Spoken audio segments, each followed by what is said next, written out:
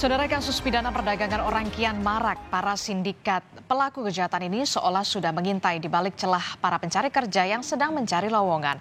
Modusnya rata-rata selalu sama, yakni iming-iming bekerja di luar negeri dengan upah yang menggiurkan. Tapi saudara, itu semua hanya jebakan belaka ternyata. Para korban bukan mendapat pekerjaan yang dijanjikan, namun justru dipekerjakan jadi pelaku tindak kriminal seperti penipuan dan juga prostitusi. Bahkan diduga ada yang sampai ke sindikat jual beli organ. Ya, salah satu video yang viral ini kami samarkan identitasnya, saudara. Jadi pada video ini ada dua orang anak asal Cianjur, Jawa Barat yang meminta pertolongan pada Kapolri Jenderal Listio Sigit Prabowo untuk mencari sang ibu yang berinisial ID yang sudah 2 bulan tidak ada kabar sejak bekerja sebagai pekerja migran di Dubai. Dan dalam video ini, saudara, sang anak juga menuturkan jika sang ibu diduga disekap oleh sekelompok orang untuk dipekerjakan di prostitusi. Kasus ini pun langsung mendapatkan atensi. Polri kemudian bekerja sama dengan kepolisian Dubai mencari keberadaan ID. Lalu saudara, bagaimana ID ini bisa terjebak? Ya, kita lihat bersama. Sejak tahun 2022, ID ini bekerja sebagai asisten rumah tangga di Dubai. Namun karena tidak betah dengan sikap majikannya, ID kerap mengunggah keluhannya di media sosial. Dan dari sinilah banyak pihak yang menawarkan pekerjaan pada ID. Hingga akhirnya ID kemudian berkenalan dengan sosok pria bernama Eka yang mengaku sesama pekerja migran. Eka kemudian menawarkan ID pekerjaan dengan gaji yang tinggi, dengan syarat kabur dari rumah majikan. Terlanjur percaya, ID yang terperdaya, Eka lantas kabur dari rumah majikannya. Namun saat berada di tempat yang dijanjikan, ID justru dikurung. Alat komunikasinya dirampas dan yang lebih pahitnya lagi, saudara, ID ini dipaksa masuk ke dunia prostitusi. Ngajak kabur katanya, kerjanya enak, gajinya gede katanya. Ada berapa orang katanya. Ada 3 orang ini yang terus itu tiap hari katanya ngajak, ayo teh ke sini, kerja di sini enak katanya. Terus mungkin ya orang-orang kayak gitu tempatnya, pas begitu dibawa ya begitu masuk mobil juga kan langsung dirampas, HP dirampas, ada uang diambil, kadang ada yang emas juga diambil gitu. Nah itu yang bikin kaget katanya, ya Allah, karena pas begitu dibawa ke satu tempat gitulah, ruangan agak gelap gitu. Ya, atas laporan dari pihak keluarga, Polres Cianjur kemudian menangkap seorang pelaku bernama Rahmat. Rahmat adalah penyalur pekerja migran ilegal yang pertama kali menawarkan pekerjaan dengan iming-iming penghasilan besar pada ID. Korban yang tergiur dan akhirnya dibawa tersangka ke Jakarta untuk bertemu dengan pelaku lain yang saat ini masih buron. HR ini, di mana HR mengiming-imingi untuk bekerja sebagai ART dengan janji gaji yang lumayan tinggi dan tentunya menjamin atas kesejahteraannya. Kemudian sekitar bulan April 2022, setelah menyetujui sistem kerjanya, kemudian PMI ini diberangkatkan ke Jakarta oleh saudari M. Yang M ini bekerja sama tentunya dengan saudara HR ini. Ya, kepolisian Dubai akhirnya berhasil menemukan korban ID. ID kini sudah diamankan di shelter kepolisian Dubai, didampingi oleh Konsulat Jenderal Republik Indonesia Dubai. Dan selain ID, terungkap ada seorang pekerja migran lain asal Indonesia yang juga terjebak sindikat prostitusi di Dubai. Dan nantinya, saudara, setelah pemeriksaan kesehatan, kedua pekerja migran ini akan kembali dipulangkan ke Indonesia. Selain pekerja migran asal Cianjur yang terjebak prostitusi, kasus perdagangan orang yang baru-baru ini terbongkar adalah soal kasus perdagangan organ tubuh manusia. Jaringan internasional di Tarumajaya, Kabupaten Bekasi, Jawa Barat.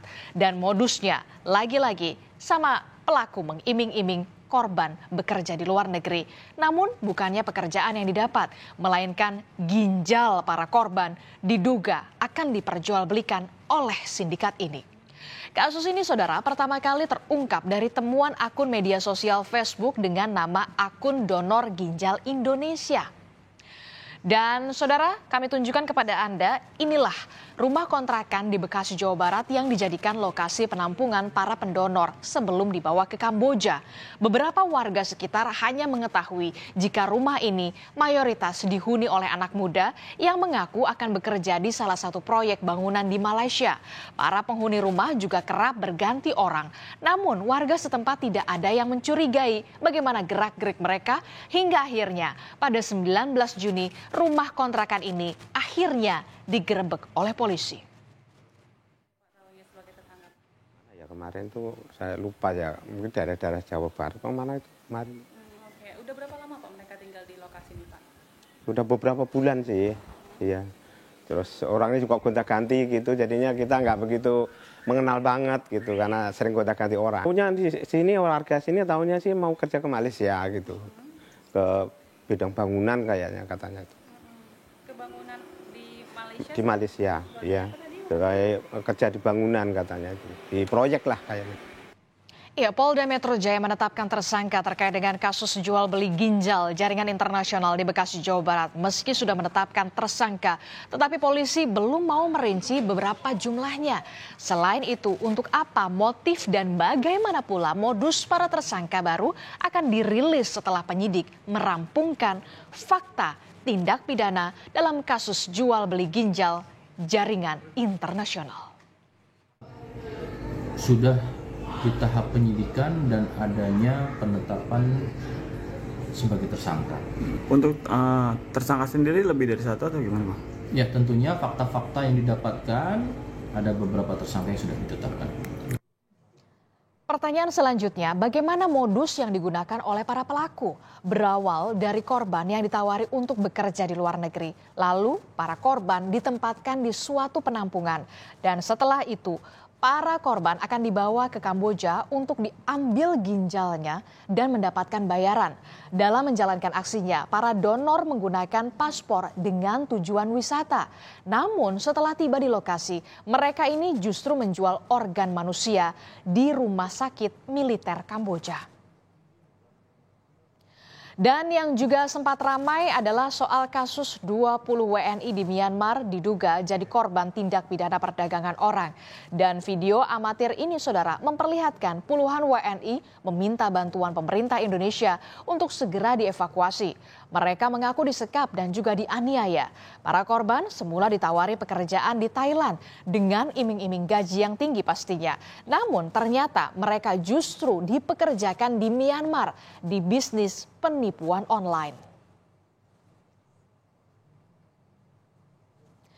Ya, saudara, setelah melalui berbagai upaya, 20 WNI korban perdagangan orang ini akhirnya berhasil dievakuasi dari wilayah konflik di Myawaddy, Myanmar. 20 WNI tersebut kemudian dibawa menuju ke perbatasan Thailand. Dan pada 26 Mei yang lalu, 20 WNI ini telah kembali ke tanah air dan bertemu dengan keluarga mereka. Kalau kita melihat saudara, data dari 5 Juni sampai 10 Juli 2023, Satgas Tindak Pidana Perdagangan Orang berhasil menyelamatkan ada 2027 pekerja migran korban perdagangan orang. Dengan jumlah tersangka mencapai 749 orang. Dari temuan kasus di lapangan, rata-rata modus perdagangan orang ini menjadikan korban sebagai pekerja migran ilegal, asisten rumah tangga, dan juga pelaku prostitusi.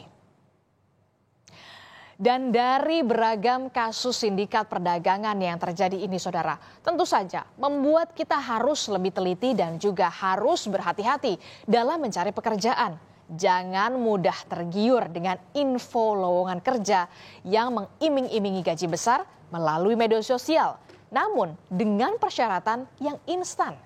Kemudian pastikan pula asal-usul atau kejelasan penyalur tenaga kerja dan perusahaan yang akan dilamar.